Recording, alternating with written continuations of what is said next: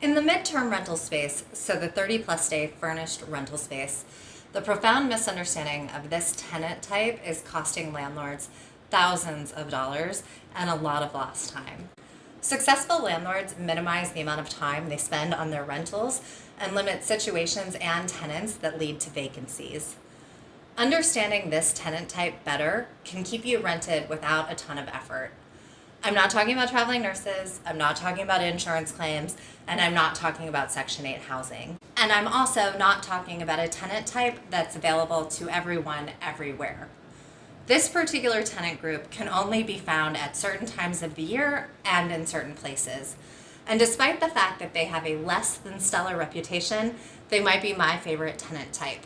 And great news, if you bought near a hospital for nurses, this tenant type often exists in the same geographic spaces as those hospitals.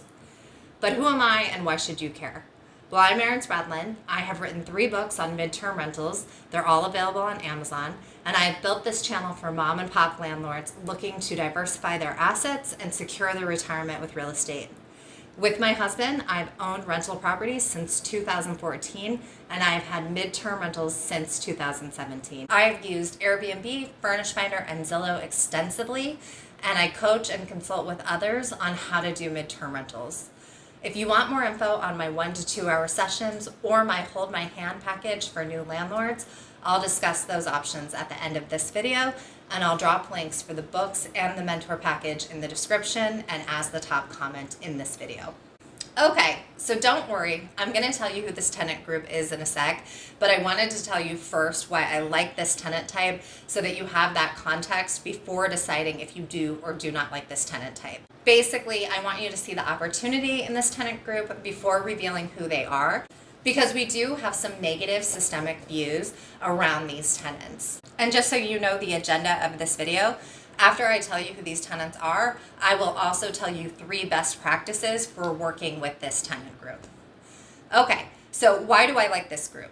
Well, 1, they need longer rentals. 2, they rent during slow season and then leave during high season, and I will speak more to that in a minute because I'm sure that's confusing. 3, they aren't very demanding.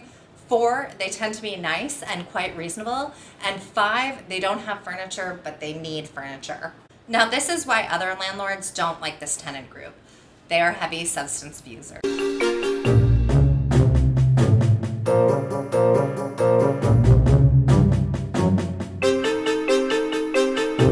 Huh? Am I telling you that other landlords don't like renting to baby boomers? Okay, that's not exactly what I'm saying, but I do want to make the point that when you're thinking generationally about who's going to party in your place, it is not college kids, it is baby boomers that tend to drink more.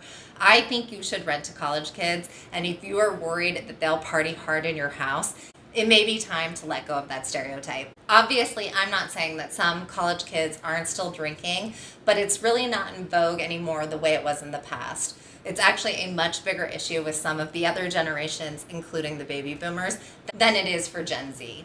And this is an important data point to know because so often landlords shy away from renting to the wonderful tenant pool known as college kids, known as student housing, because they think that they'll trash the place. But college kids now aren't the same as college kids in the past. College kids now drink less. They tend to stay home. They tend to game online with their friends, and they look at TikToks from their beds. And for better or worse, because college is so expensive these days, they're also often tied to deep pockets that can be co-signers on the lease. So again, this is why I like them. They need longer rentals, so almost always a minimum of 9 or more months. 2, they rent during slow season and leave during high season. This is a better setup if you are in a city, because that's because that rental will still be worth a lot during the summer. You can charge more for it seasonally during the summer. However, this may be an issue if you are in a college town, and in that case, you may want to stipulate that the rents need to go through the summer.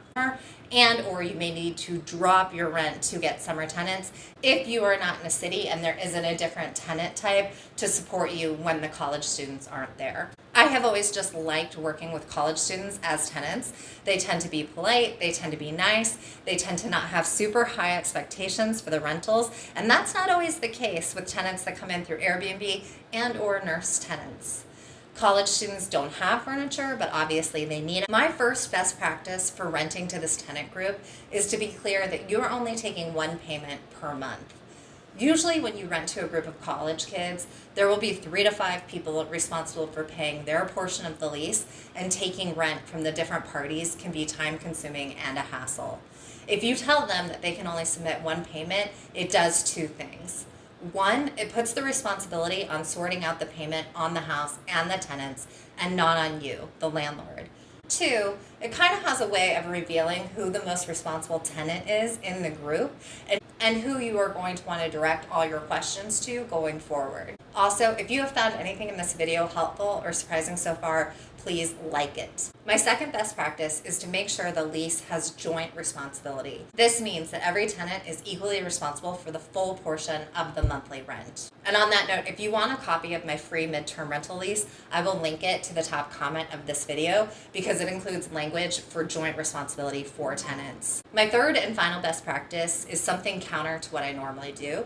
I usually am explicit that I don't allow this, or that if it is going to happen, it needs to be disclosed, discussed, and approved of well ahead of time. For college students, I would still say it must be disclosed and approved of ahead of time, but I let the tenants know that it is a non-issue, I kind of encourage it, and that I'm happy to work with them on this. And that is subleasing. And the reason I discourage it for other tenant types is that most of your tenants will have a credit score, a rental history, an established fact pattern. And if they don't, you should have questions about that. You may still choose to rent to that tenant group, but you need more information on why they don't have a credit score or why they are subleasing. With college kids, we encourage subleasing within limits because they're more transient. They have study abroads, they change schools, they have disagreements about the housing. And they also know a lot of other tenants that are just like them. So by allowing for subleasing, you allow the tenants to find your next tenant for you and to keep the place rented. One note on this before I talk about my consulting services and how I work with people to find renters for their places, regardless of where they are located or what they are near. It's my experience that most college housing does best when it's geographically within a mile of the school. So now I'm going to talk about consulting.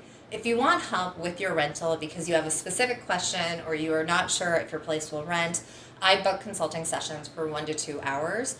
And or if you want someone to work with you for your entire rental, I can help with that. So typically my consulting clients have a list of 3 to 4 topics they usually need to ask about, and many times our sessions end on what they know they don't know.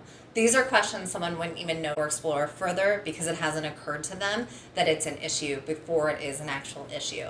So if you want more context, you can book consulting by pressing the link here and accessing your options here and here. Thanks.